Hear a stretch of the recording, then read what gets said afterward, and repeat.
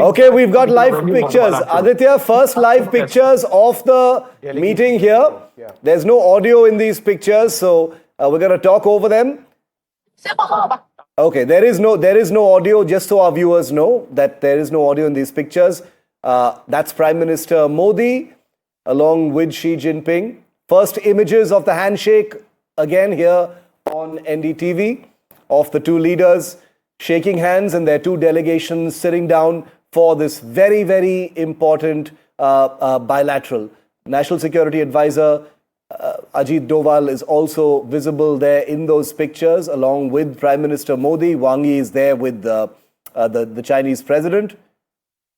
These are the first pictures of that bilateral. There's a quick glimpse of the handshake between the two leaders, which we'll put on your screen also in just a minute. Vishnu, first pictures. I would assume the Foreign Secretary Vikram Misri is there as well, but this is just historic. It's the first time you've got an Indian Prime Minister in China since the Galwan clashes of 2020, which were fatal clashes. The fact that you've got them sitting down in conversations, in talks, that is absolutely huge, what is taking place. Now, let's be realistic, as we've been saying, that, don't expect very much. But I think the fact that you've got the leaders talking to each other, it's been preceded by a huge process, which has resulted in them coming to the stage, a process where the special representatives on the border issue have met Wang Yi and Ajit Doval, where both the leaders have said that, we have decided on all sorts of mechanisms to deal with the boundary issue, but we leave it now up to our political leaders to give us the guidance. Let us expect an early harvest, quote unquote. These are the words which have been used. Will there be that early harvest? I would suspect it may not be something very large on the border or boundary issue. If there is something, I would suggest it's on a part of the border or boundary, but perhaps it may not be that. But I will tell you what is likely to happen. Further statements on trade between India, air travel, religious sites, more of them opening up in China. The Chinese have no problems with that per se. We expect more of that taking place, which would be in the context of the relationship very, very big. But it's the economic part of the relationship, the trade, the rare earths, the fertilizers, the chemicals, the electronics. India needs all of that. China is a world leader in manufacturing over there. Despite all of the problems that we've had with China, remember, throughout this period, trade between India and China at many levels has continued. It's not enough to say that, we switched off TikTok and therefore the relationship from an economic standpoint went off.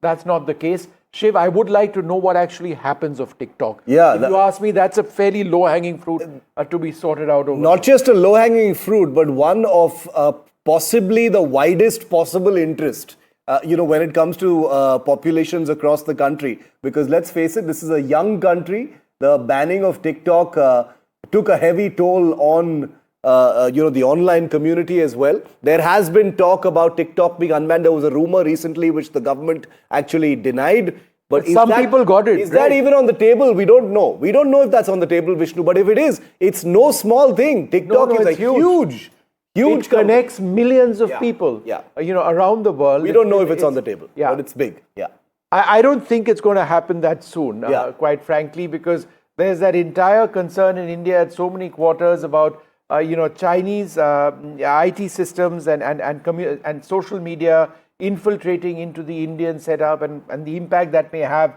Some of the fears are exaggerated. Some of them perhaps may not be. That's another sort of aspect of all of this. But just look at the pictures. I mean, who would have thought, 5 years after our soldiers were killed in action, Chinese soldiers killed in action in Galwan, there would be this situation where they're shaking hands. But Shiv, this is the point I was making. It's not a massive, there's no hug over there, right, which is Modi's style. There's nothing beyond a polite, courteous gesture among two, very formal. Very formal is how I would characterize this. Very business-like, right?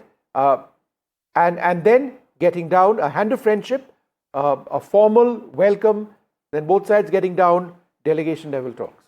And Vishnu, also remember one thing, very formal, very procedural in many ways. Cordial, of course, polite. Yes, They both yes. got smiles on their face. And that's it. And we Nothing are more going than that. And we will read much into body language, even though Xi Jinping tends to be quite an inscrutable leader. This is a country that plays a lot of mind games. These things are usually never representative of what's really happening beneath.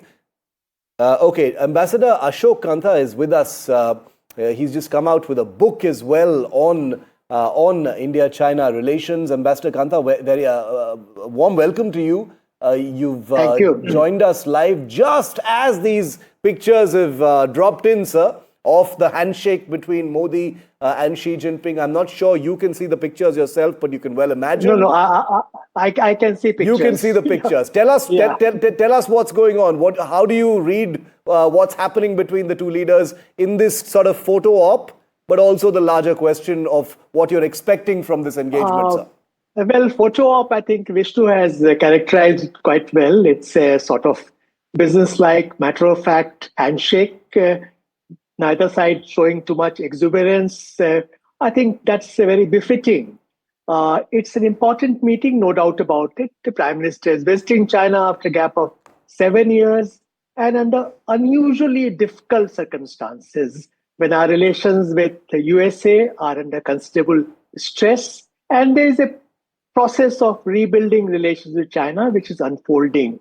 But this is going to be a step-by-step process. There are difficult challenges. I heard earlier you discussing TikTok and those apps which were banned. That is just partly illustrative of the nature of problems, but partly also concerns we have vis-a-vis China. Yeah. Security concerns, other concerns. So this will take time. What we are doing now, as I can understand, a dual track approach. On one side, we are putting greater primacy on border related issues. During last meeting of special representatives, we agreed to explore, early harvest and also, start the process of discussions on principles of de-escalation. And in parallel, we will move ahead with what we call people-to-people contacts and economic engagement.